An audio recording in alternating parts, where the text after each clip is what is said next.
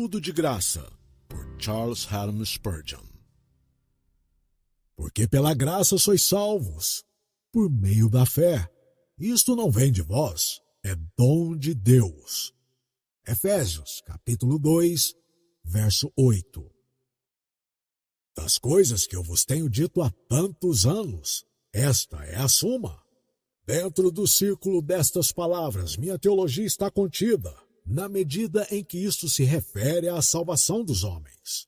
Eu também me regozijo em lembrar que aqueles da minha família que foram ministros de Cristo antes de mim, pregaram esta doutrina e nenhuma outra. Meu pai, que é ainda capaz de dar o seu testemunho pessoal para o seu Senhor, não conhece outra doutrina, nem o seu pai antes dele. Sou levado a lembrar disso pelo fato de uma circunstância um tanto singular, gravada em minha memória, e que conecta este texto comigo e com o meu avô. Isto agora há muitos anos. Eu fui anunciado para pregar em uma determinada cidade do interior, nos municípios do leste. Não costuma acontecer comigo estar atrasado no tempo, pois sinto que a pontualidade é uma daquelas pequenas virtudes que podem evitar grandes pecados. Mas nós não temos controle sobre atrasos ferroviários e desagregações. E assim aconteceu que cheguei ao lugar designado consideravelmente atrasado. Como pessoas sensatas, eles tinham começado a sua adoração e tinham procedido, tanto quanto o sermão. Quando me aproximei da capela, percebi que alguém estava no púlpito pregando. E quem seria o pregador, senão meu querido e venerado avô? Ele me viu enquanto eu chegava na porta da frente e caminhava até o altar. E ele imediatamente disse: "Aí vem o meu neto. Ele pode pregar o evangelho melhor do que eu, mas ele não pode pregar um evangelho melhor. Você pode, Charles?" Enquanto eu caminhei através da multidão, eu respondi: "Você pode pregar melhor do que eu? Suplico que continue." Mas ele não concordaria com isso. Devia tomar o sermão, e assim eu fiz, prosseguindo com o assunto em seguida. E ali, exatamente onde ele parou, ali ele disse: "Eu estava pregando em Porque pela graça sois salvos." Eu estava estabelecendo a fonte e manancial da salvação. E agora estou mostrando-lhes o canal do mesmo, através da fé. Agora você o eleva e prossiga. Estou tão à vontade com estas verdades gloriosas de Deus, que eu não podia sentir qualquer dificuldade em tomar do meu avô o fio do seu discurso e unir a minha linha a ele. Assim como a continuar sem uma pausa.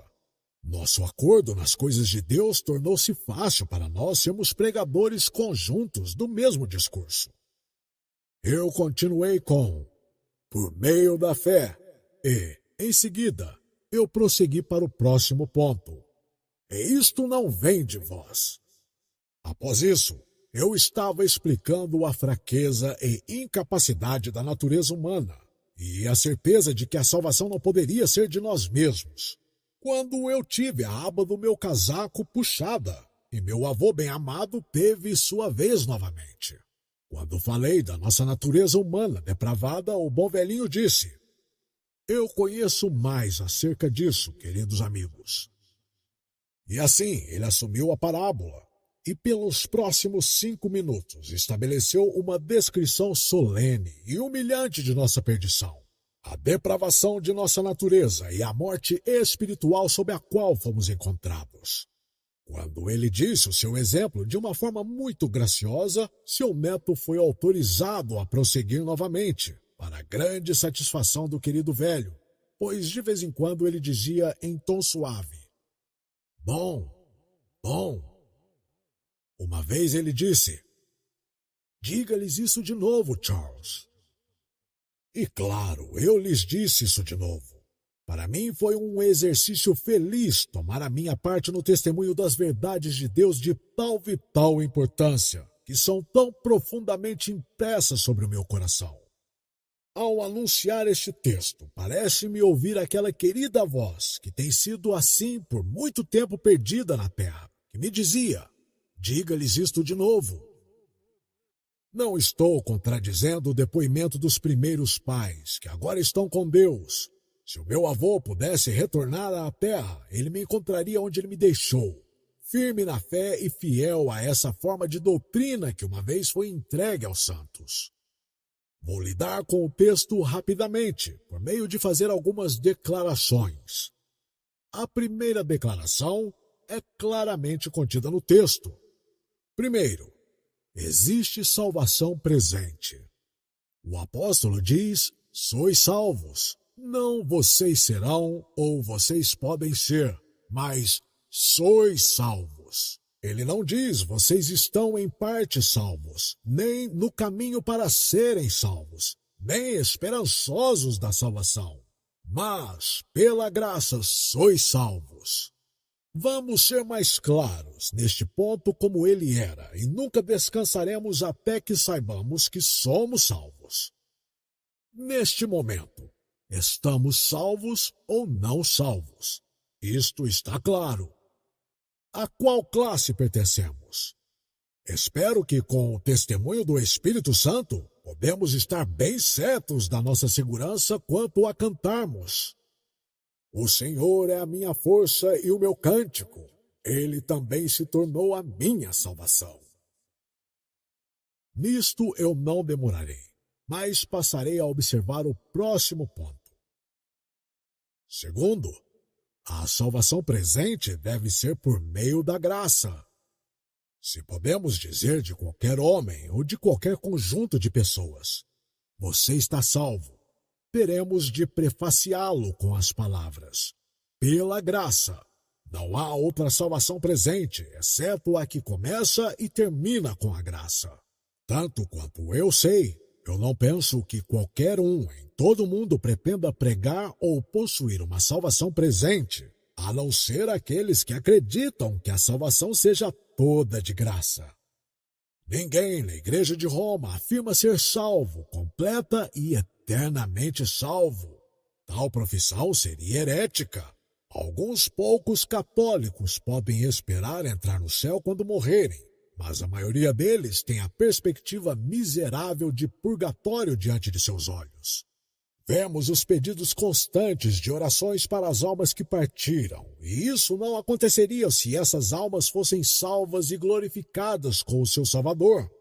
Missas para o repouso da alma indicam a incompletude da salvação que Roma tem para oferecer.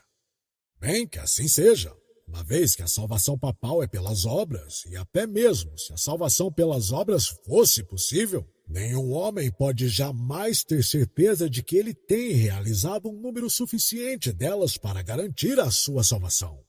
Entre os que habitam ao nosso redor, encontramos muitos que são completamente estranhos às doutrinas da graça, e eles nem sonham com a salvação presente.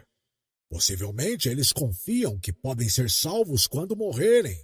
Eles esperam que depois de anos de santidade vigilante, possam, talvez, serem salvos por fim.